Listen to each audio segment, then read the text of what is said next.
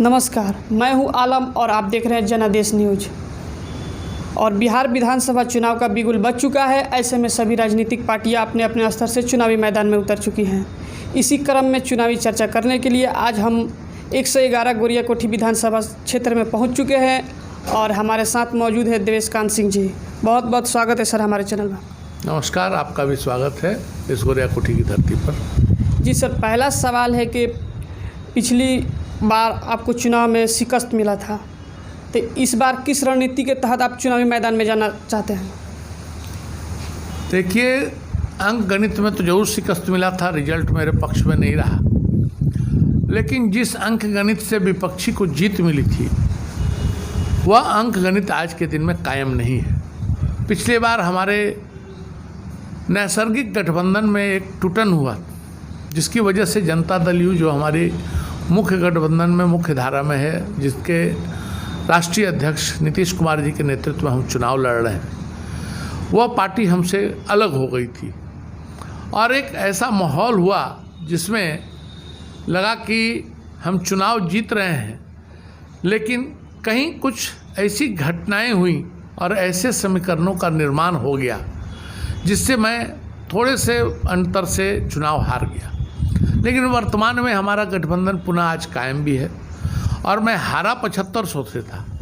लेकिन मैं उम्मीद करता हूं कि अगर यह गठबंधन कायम रहा तो अगर उम्मीदवार जो भी हो महागठबंधन का, जो कि ऐसे तो ठगबंधन है क्योंकि वह लोगों को ठगने का काम छोड़कर और कुछ कर नहीं रहा है, वह अगर चुनाव लड़ता है तो मुझसे 7500 से जीतने वाले कोई भी उम्मीदवार जो हमारे महागठबंधन की तरफ से आएंगे, उनकी कुल वोट की संख्या भी 7500 से कम रहने वाली है।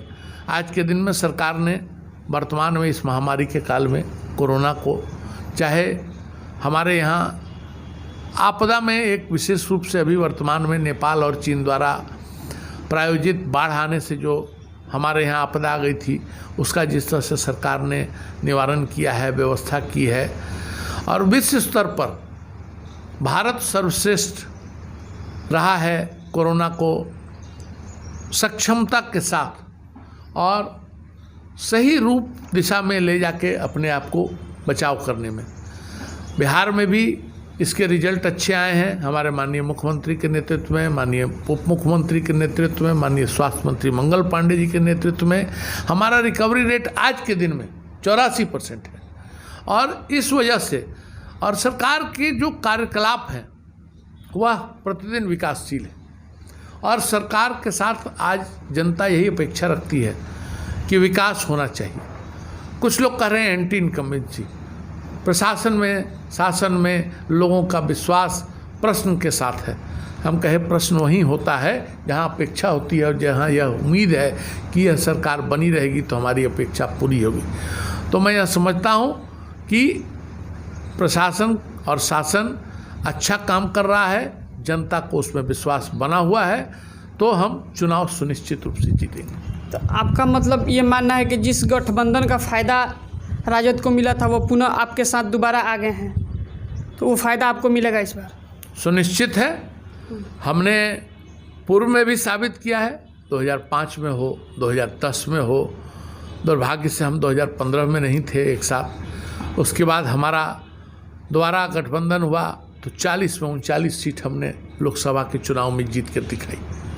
और वही गठबंधन आज भी कायम है और उतनी ही मजबूती से साथ, उतनी ही सक्षमता के साथ। तो यह सुनिश्चित है कि उसका लाभ तो मिलेगा ही मिलेगा।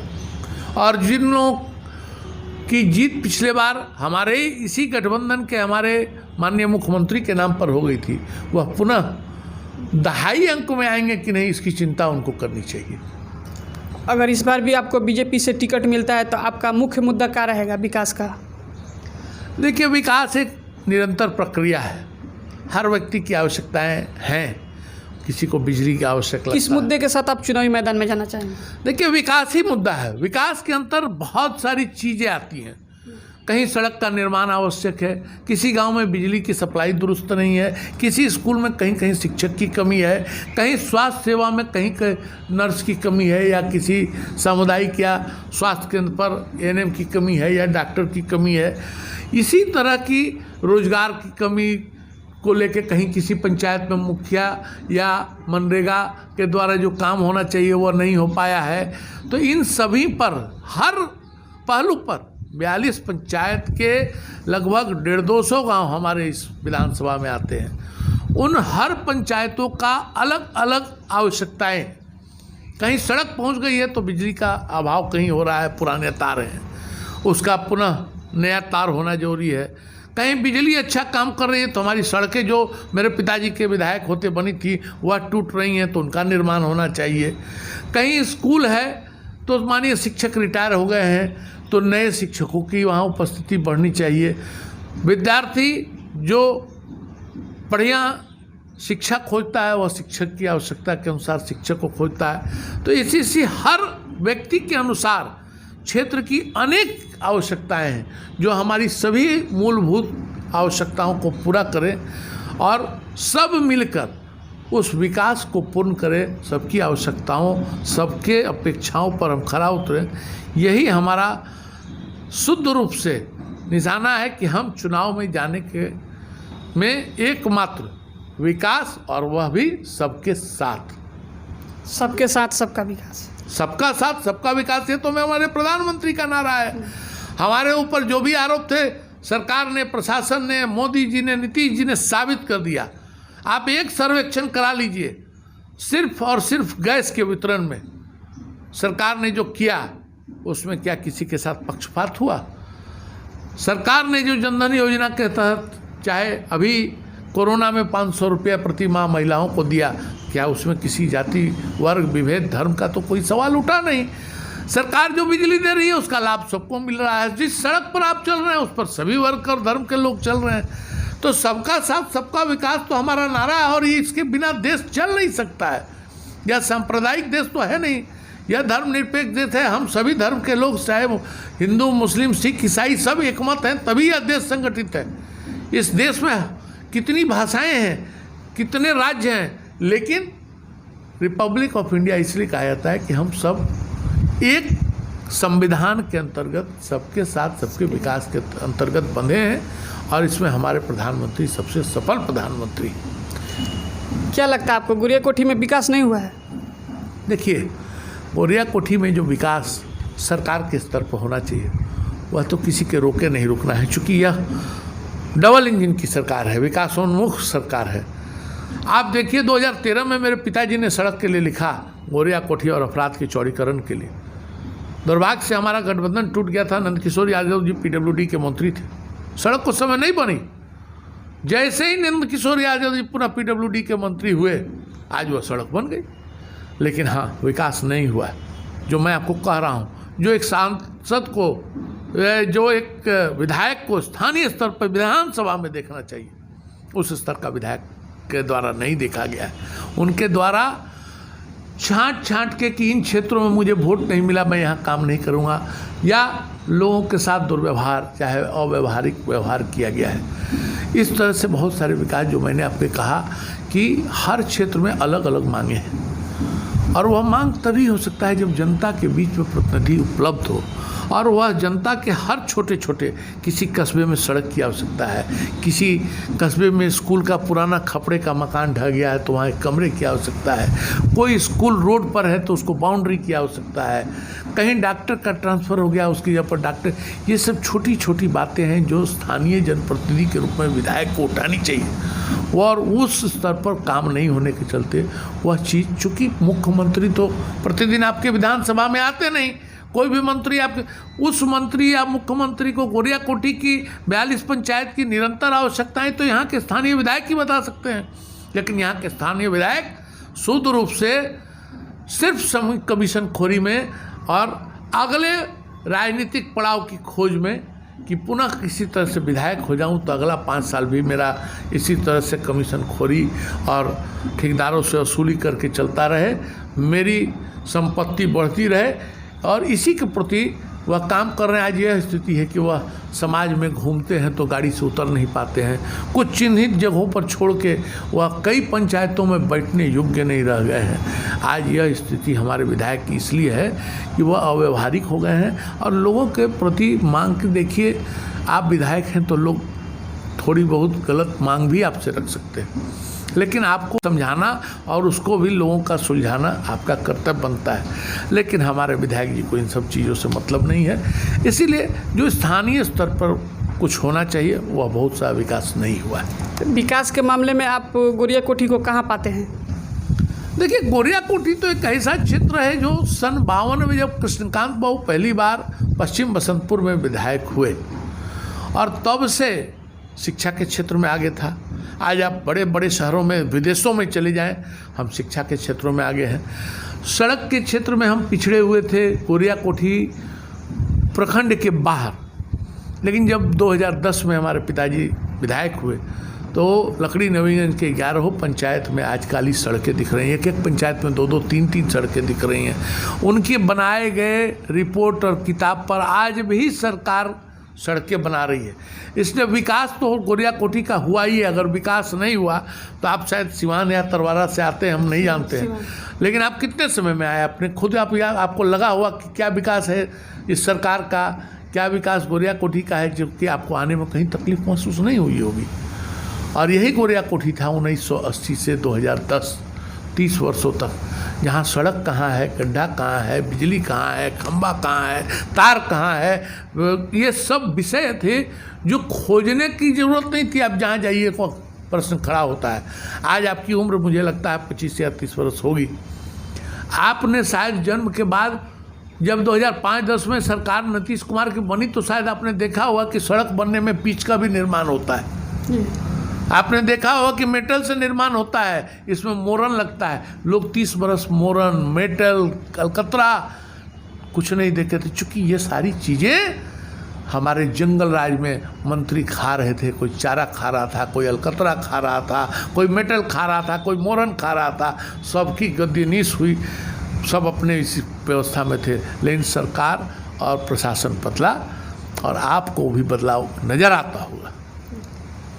लेकिन यहाँ के जो स्थानीय विधायक हैं उनका कहना है कि सिवान में 8 विधानसभा है, 8 विधानसभा में सबसे ज़्यादा अगर विकास किसी विधानसभा में हुआ है तो वो है गोरिया कोठी विधानसभा। देखिए, कोई भी विधायक अगर है तो वह तो यह बात कहेगा ही, क्योंकि उसको दूसरा का दिखता नहीं है। और इस विधायक को तो अपना छोड़ के किसी का नहीं दिखता है। तो 8 विधानसभा, जो आदमी जिला में मंत्री की उस बैठक में, आपदा की बैठक हुई, बाढ़ की बैठक थी, और जो आदमी उस बैठक में हिस्सा नहीं लेता है वह विकास और आपदा के प्रति कितना तत्पर है, यह साबित करता है। जो आदमी बैठकों को इसलिए महत्व नहीं देता है कि उस बैठक में जाने से तो कोई कमीशन मिलना नहीं है, ठेकेदारी आएगी, ठेकेदार आएंगे, मैं अपने पद का दुरुपयोग करूंगा, लोगों से वसूली करूंगा। जिस विकास के विधायक का सोच यही हो, उसको तो अपने ही यहाँ विकास दिखाई दे, चूँकि वह विकसित तो हो गए। आज उनका जो अपना विकास होना है वो विकास हो रहा है, इसलिए वह विकास दिख रहा है। लेकिन 5 सालों में सिर्फ अपना ही विकास किया है। देखिए, इसमें तो कुछ दो राय है ही नहीं। उनका अपना विकास छोड़कर और उनके अगल बगल अगर 2-4 उनसे लोगों का लाभ मिला हो तो मिला हो। बाकी आप उन्हीं को वोट देने वाले समर्थकों से पूछ लीजिए, क्यों आज वह उम्मीदवार बदलवाना चाहते हैं, क्यों लोग जनता दल राजद में उम्मीदवारों की भीड़ खड़ी है कि वह नहीं हम, वह नहीं हम।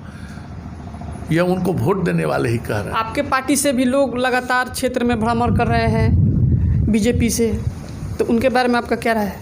देखिए, हम कार्यकर्ताओं की पार्टी है। बीजेपी की वजह से हम लोग हैं, हमारी वजह से तो बीजेपी है नहीं। और यह एक परिवार की पार्टी तो है नहीं, यह एक बड़ा परिवार है जो शुद्ध रूप से लोकतांत्रिक परिवार है।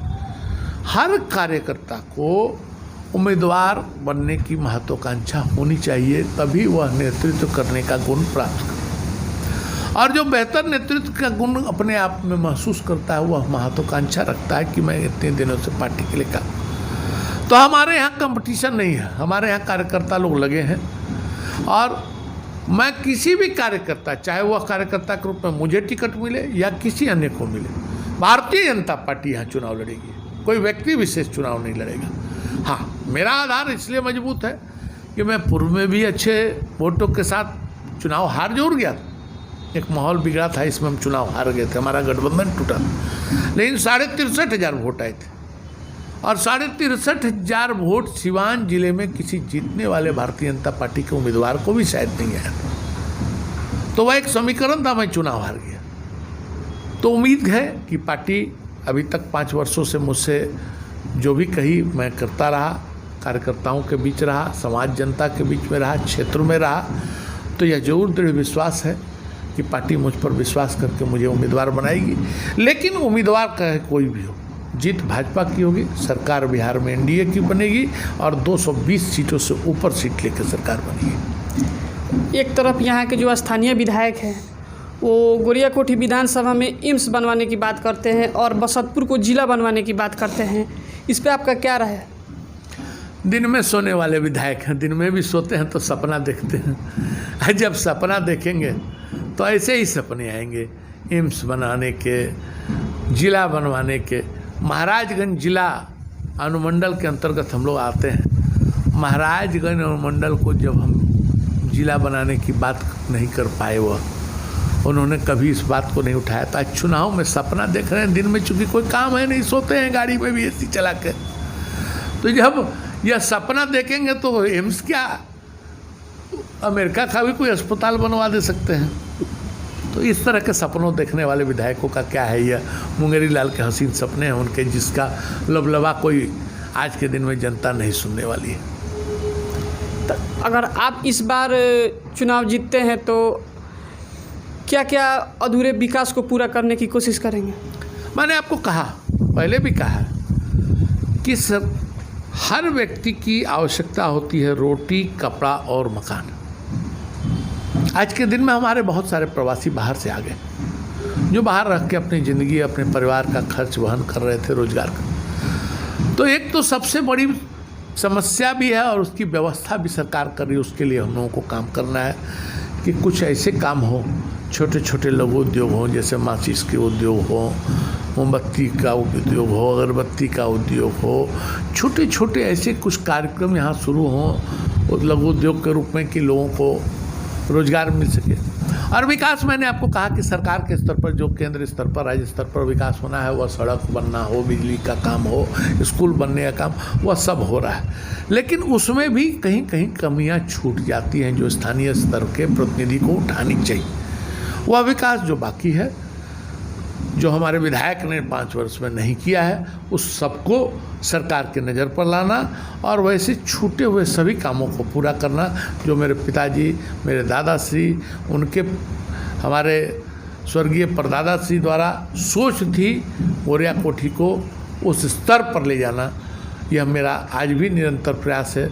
चौथे पुस्त के रूप में मैं भी उसी निष्ठा भाव से जनता के बीच में लगा हूँ कि जनता की सेवा करना चाहता हूँ।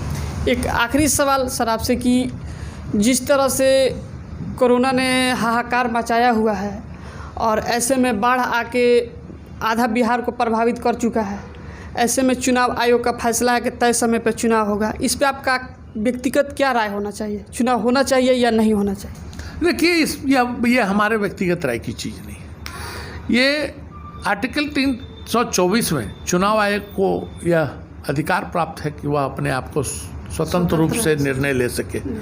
हम एक परीक्षार्थी हैं, हम चुनाव की तैयारी करते हैं, चूँकि एक लोकतांत्रिक पार्टी के कार्यकर्ता हैं, तो हमारा काम है काम करते रहना। हमने कोरोना काल में भी काम किया, जब लॉकडाउन एकदम 16 आना था तब भी हमने लॉकडाउन का भी पालन किया, उसके बीच भी काम किया। आज के दिन में इस आपदा में, विपदा में, बाढ़ में भी काम कर रहे हैं। परिस्थितियाँ आएंगी, यह निर्णय चुनाव आयोग का करना काम है। मेरा व्यक्तिगत राय इसमें कोई मायने नहीं रखता है। तो मैं स्पष्ट रूप से कह रहा हूँ, हमारा काम है हम अपनी तैयारियों को करें। हमारे कार्यकर्ता कुछ कर चुके हैं, हमारे प्रदेश कार्य समिति की बैठक हो चुकी है और हमको हर बूथ पर हमारे कार्यकर्ता, कल भी हमने जन युवा संवाद के माध्यम से प्रदेश के महामंत्री के संबोधन के साथ, प्रदेश के युवा मोर्चा के भाइयों के साथ, जिला और मंडल और पंचायत सभी लोगों से जन युवा संवाद के माध्यम से क्षेत्र का हालचाल लिया, क्षेत्र के लिए जो करना है उसकी बातें हुई। मैं यह स्पष्ट कर देना चाहता हूँ कि चुनाव आयोग के निर्णय में किसी का हस्तक्षेप नहीं चलेगा। हम लोगों का व्यक्तिगत राय कोई मायने नहीं रखता, वह एक स्वतंत्र आयोग है, उसका निर्णय सर्वोपरि है। बहुत बहुत धन्यवाद सर बात करने के लिए।